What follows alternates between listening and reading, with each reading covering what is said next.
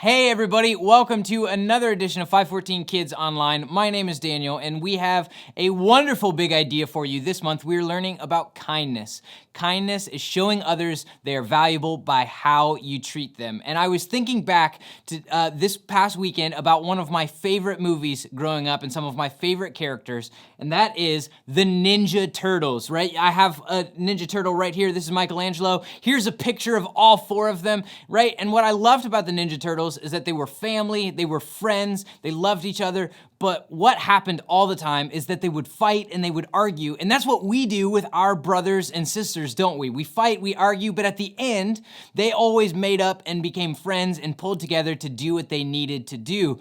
And guys, with our family, with our friends, when we spend too much time with them, when we're around them too much, they can annoy us, can't they?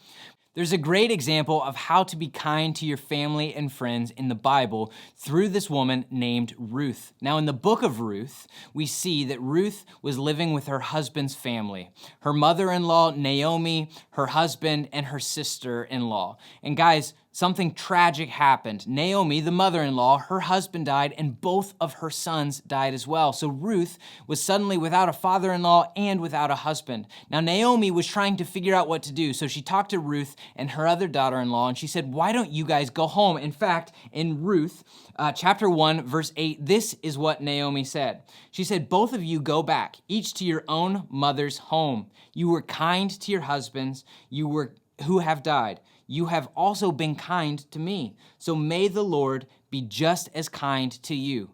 Okay, and so Ruth's sister-in-law decided to go home, but Ruth had this feeling. She was like, you know what? I want to stay here with Naomi because she lost her sons, she lost her husband. I think she needs a friend right now. And so Ruth decided to stay. And so they go back to Naomi's hometown, where you might have heard of a little place called Bethlehem. And as they were going, there was this village that had wheat and all of these other crops. And there was a rule, God had made a rule to help people who didn't have very much money or a place to stay, that as people were gathering some of the crops, that they would leave some of the grain so that the poor people could go and have something to eat. And so Naomi and Ruth would go and they would take some of this extra grain that people would leave behind so that they had stuff to make food with and stuff to eat. But one day, the owner of the farm, and his name was Boaz, okay? Everybody say Boaz.